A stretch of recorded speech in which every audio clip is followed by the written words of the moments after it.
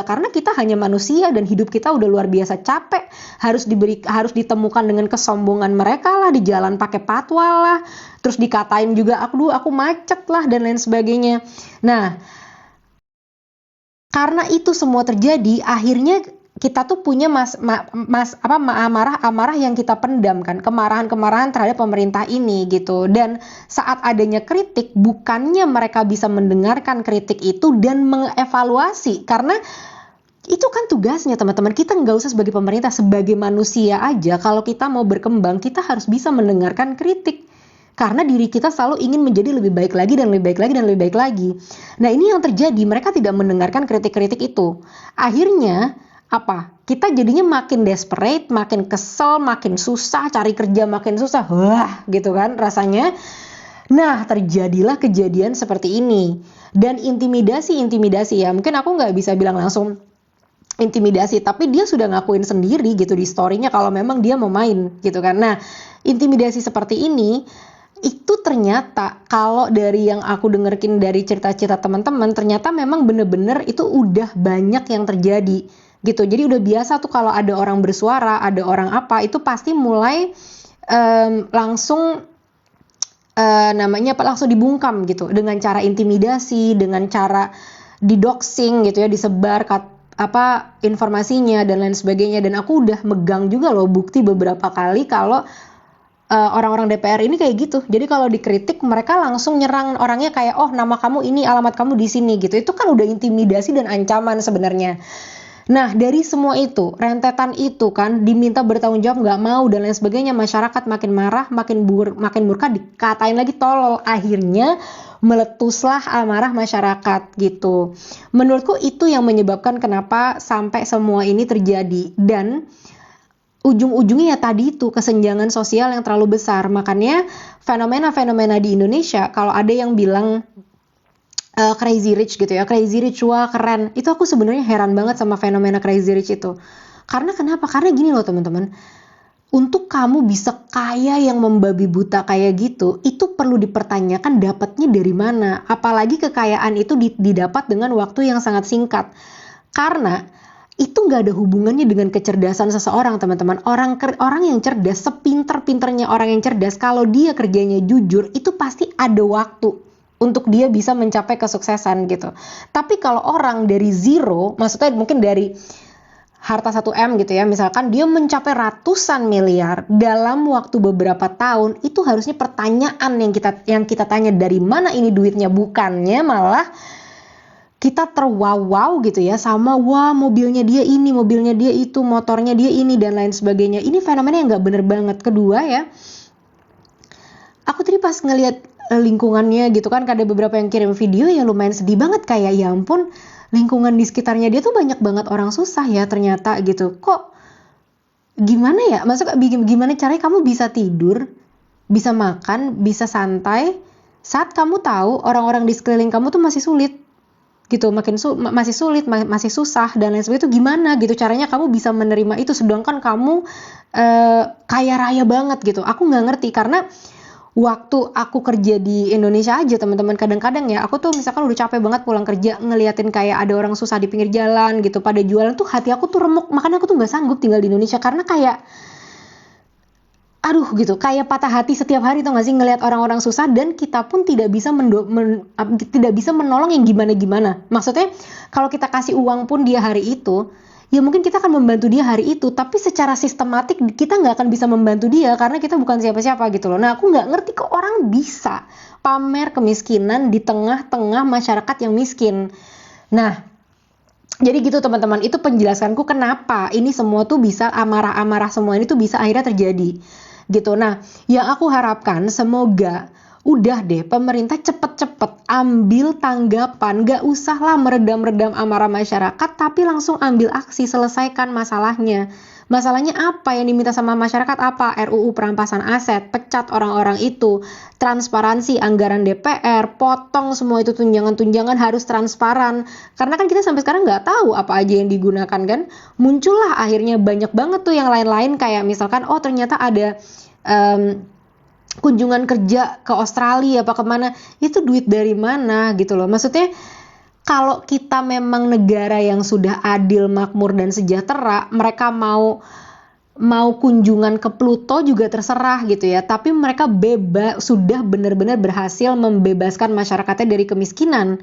Lah ini kalau misalkan mereka mau jalan-jalan kemana-mana tapi masyarakatnya masih susah, mau dinaikin lagi pajaknya, kan sudah gila gitu namanya. Nah, udah pemerintah cepet-cepet deh ambil aksi. Semoga mereka segera memenuhi tuntutan-tuntutan ini untuk meredam amarah dari masyarakat. Karena gini aja deh, kita sebagai individu pada saat kita marah, apa sih yang kita inginkan? Kalau kita marah, itu berarti kan ada batas dari diri kita yang sudah dilanggar gitu ya. Misalkan aku marah kenapa? Kayak kemarin tuh, aku marah kenapa? Karena aku ngedenger Caroni ngatain rakyat tolol, kurang ajar nih orang kan. Berarti kan aku ngerasa, wah ini ada ketidakadilan, makanya aku marah. Bagaimana menyelesaikan kemarahan aku? Ya dengan cara aku bisa menyuarakan itu dan dia bisa memberikan aku feedback gitu ya, dengan kayak, oh iya saya salah, mohon maaf saya ngatain orang tolol gitu. Nah, sama di situasi ini kita butuh pemerintah untuk segera turun tangan, evaluasi dan kasih kita jawaban-jawaban dari permintaan kita. Aku nggak tahu, dan yang sedih itu adalah semuanya diem gitu loh, pada diem, nggak ada kabar, nggak ada apa, yang ada kabar cuma kerusuhan. Ngapain kerusuhannya? Langsung diselesaikan masalahnya gitu loh. Langsung segera diselesaikan masalahnya biar masyarakat redam, bukannya masyarakat diredam dengan peluru, dengan gas air mata dan lain sebagainya. Itu kan aku kayak, ini cara gimana ya? Sulit ya untuk dipahamin ya. Maksudnya sulit gitu untuk dipahamin, kok orang tidak bisa merasakan penderitaan orang lain. Itu aku nggak ngerti sih. Maksudnya kalau dia ada di posisi kita, coba dia ada di posisi yang bener-bener miskin, yang kesulitan dan yang segala macam, terus dia protes, dia ditembakin, gimana rasanya gitu. Karena kita sama-sama manusia gitu loh. Kalau kayak aku sulit menjelaskan kenapa orang nggak bisa punya empati, itu aku sulit banget menjelaskan gitu. Ya, oke teman-teman. Nah, aku tadi cuma mau share itu aja sebenarnya. Jadi tadi itu yang pertama mau aku share adalah, tadi aku mau ngecek apakah benar live itu memang sudah di-ban dan ternyata benar. Dan yang kedua, tadi aku cuma mau ngecek ke kabar kalian, gimana kabarnya, dan makasih banyak teman-teman udah pada nanya kabar aku terus. Tadi aku memang hilang beberapa jam karena aku juga butuh untuk recharge, jadi aku biasanya pergi ke alam, aku pergi ke hutan, terus kayak jalan-jalan aja di hutan, kayak menghirup udara segar dan lain sebagainya untuk recharge, biar aku bisa lebih semangat lagi untuk melanjutkan perjuangan-perjuangan kita sampai 12 permintaan kita itu tercapai. Gitu ya, at least aku mau lihat lah effortnya udah seberapa banyak nih yang bisa mereka laksanakan sebelum 5 September gitu. Kalau memang ternyata nanti udah terlaksana beberapa dan lain sebagainya, bagus, aku akan sangat apresiasi karena aku sangat fair orangnya teman-teman. Kalau memang bagus akan aku bilang bagus, kalau memang enggak akan aku kritisi, kalau aku yang bener oke, kalau aku yang salah pun aku bersiap untuk suruh minta maaf atau untuk memperbaiki gitu ya. Ini kenapa sih kok ada kayak gitu-gitu? Gak ngerti. Aduh ya ampun, katro banget, aku maafkan ya teman-teman. Emang aku adalah amatir begitu. Ya benar-benar dan teman-teman ingat ya, maksudnya ini aku bukan bilang untuk oke kalian terus demo, enggak. Aku bilang kita sudah menyampaikan tuntutan, jadi tekan tuntutan-tuntutan itu lewat sosial media aja, yang aman-aman, yang tidak membahayakan nyawa kalian. Itu sih menurutku yang kalian aman, karena jangan sampai kalian kenapa-napa, karena kalau kalian kenapa-napa ntar kita lagi yang susah teman-teman, karena kita udah hidupnya udah sulit, siapa yang mau nolongin kita gitu kan. Udah kita coba kasih mereka waktu sambil kita desak terus mereka untuk bisa mewujudkan tuntutan-tuntutan itu, karena sosial media ternyata kuat banget ya teman-teman. Kayak dari kemarin-kemarin itu beberapa hal yang kita sampaikan dilaksanakan. Kayak yang waktu ingat gak sih yang aku bilang pakai bahasa Inggris itu, pokoknya harus bertanggung jawab, harus ditangkap, aku tag semua media internasional gitu kan. Itu akhirnya dilaksanakan kan, walaupun mungkin hasilnya tidak memuaskan gitu untuk kita. Dan teman-teman banyak yang nanya gitu ya, ini gimana nih kak, ini si AS dipindahin nih ke komisi 1 gitu, apakah nanti makin bahaya dan lain sebagainya. Nah ini mungkin sesuatu yang aku pengen sampaikan juga sih ke kalian. Aku minum dulu ya, agak aus. Gede banget nih, udah kayak pot. Gini ya teman-teman, yang pengen aku sampaikan yang pengen aku sampaikan adalah gini. Aku mendengar banyak dari teman-teman yang pada khawatir gitu kan. Kak, gimana kalau sampai aku kenapa-napa gitu ya, kalau sampai keluarga aku kenapa-napa, aku kenapa-napa dan lain sebagainya. Dan terus terang aku juga aku menanggapi itu karena menurutku rasa takut, rasa khawatir itu adalah emosi wajar dari seorang manusia dan itu cara kita untuk bertahan hidup. Tapi aku udah punya strategi-strategi untuk mengamankan diriku gitu kan, dan seperti yang udah aku bilang di video dan bilang di mana-mana, aku punya cara kok dan beberapa strategi. Aku tahulah siapa yang harus aku minta support di sini untuk bisa melindungi aku. Jadi aku berusaha memberikan solusi dari rasa kekhawatiran.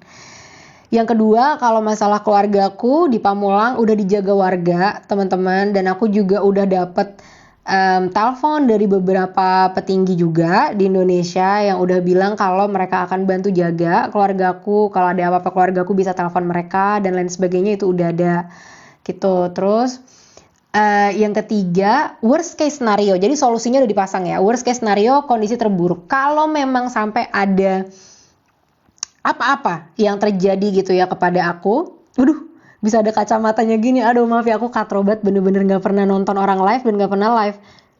Bisa muncul gitu ya, itu karena apa sih? Ya oke, gitulah oke. Sampai mana tadi kan, jadi kan aku lupa kan kita nyampe mana. Oh itu di gift namanya, oke. Terus kalau di gift jadi dapat apa tuh teman-teman? Bisa ditulis kali ya. Kalau ini juga kalau di gift itu dapat apa sih? Maksudnya itu kayak apa? Nah worst case, oke. Mohon maaf, aku terdistrak ya. Worst case scenario, kalaupun sampai terjadi apa-apa buat aku gitu ya, mungkin aku sampai nauzubillah min zalik atau mungkin takdir Tuhan gitu sampai metong gitu ya, karena diapain lah gitu, apa diracun, apa diapain dan lain sebagainya. Aku udah meditasi karena aku suka meditasi untuk bisa ngobrol sama diriku sendiri, untuk mencari suara terjujur dari dalam hati aku, sebenarnya yang hati aku mau itu apa. Dan setelah aku udah meditasi sama diri sendiri, aku udah dapet jawabannya gitu. Jadi menurut diriku, menurut jiwaku adalah gini, kalau sampai aku mati karena melakukan ini semua, aku akan mati dengan sangat bangga terhadap diriku. Karena dari mulai dulu sampai sekarang, aku berhasil menjaga moral-moral yang aku pegang dengan sangat teguh. Mulai dari kejujuran, akuntabilitas, dan selalu berpihak di jalan keadilan gitu loh. Jadi kayak nggak bisa dibeli, digoyahkan karena uang dan karena lain-lain gitu. Makanya aku sampai milih tinggal untuk di luar negeri kan, karena memang susah untuk bisa melakukan itu di Indonesia gitu. Jadi kalau memang sampai terjadi itu ya nggak apa-apa. Aku sudah merasa aku menjalankan apa yang sesuai dengan moralku gitu. Dan saat aku bikin video itu pertama kali, itu murni karena memang kemarahan aku terhadap situasi yang terjadi, rasa ketidakadilan yang kuat banget di dalam diri aku. Dan aku tuh bikin video itu setelah itu juga gemeter teman-teman, saking marah gitu. Marah kok bisa ada orang begini dan bisa masyarakat tuh udah lama banget diperlakukan seperti ini gitu. Nah, dan apapun yang aku keluarkan selama beberapa hari ini ya, itu semua berdasarkan dari ya panggilan jiwa. Karena mungkin kalian nggak tahu, tapi kalau kalian ada yang follow IG story aku pernah ngupload gitu. Jadi aku lagi di Jerman, waktu itu lagi jalan-jalan di Jerman, terus aku bilang gini, aku tuh lagi di Hamburg, lagi jalan-jalan sama keluargaku, dan saat itu tuh ini nih, lagi situasi berita ini nih, tunjangan-tunjangan DPR ini. Aku tuh nggak bisa menikmati jalan-jalan di Hamburg itu karena aku kepikiran kayak kurang ngajar nih, kok bisa sejahat ini kayak gitu kan. Jadi kayak jiwaku tuh terbawa-bawa, dan di situ tuh aku ngerasakan konflik batin teman-teman. Karena konflik batinnya apa? Di satu sisi, kalau kalian ada di posisi aku, coba ya dibayangkan ya, di satu gini, posisi aku sekarang saat gini, aku udah bekerja keras teman-teman, dari semula aku sadar sampai sekarang itu aku bekerja keras banget dalam hidup ya. Jujur, secara jujur, bisa dibuktikan aku nggak pernah melakukan yang aneh-aneh. Semuanya secara jujur, secara bekerja keras. Semua kerja keras aku yang sulit itu telah mencapai aku pada hidup yang sudah aku mimpikan. Kayak di Denmark, aku punya rumah yang sangat luas teman-teman, ada halamannya, anjing aku bisa lari-larian, rumahnya tuh bagus banget. Maksudnya bagus ya tergantung ya, tapi kalau dari diri aku, masa bagus tuh dari objektif aku ya, subjektif aku, sorry. Mungkin kalau kalian ngeliat, mungkin kalian bilang, wah kagak ini mah gubuk reot, ya mungkin juga. Tapi kalau menurut aku sih ya aku bagus lah gitu. Terus aku udah bisa beli mobil impian aku, dan aku punya, yang paling penting adalah aku punya kehidupan keluarga yang sangat bahagia dengan suami aku.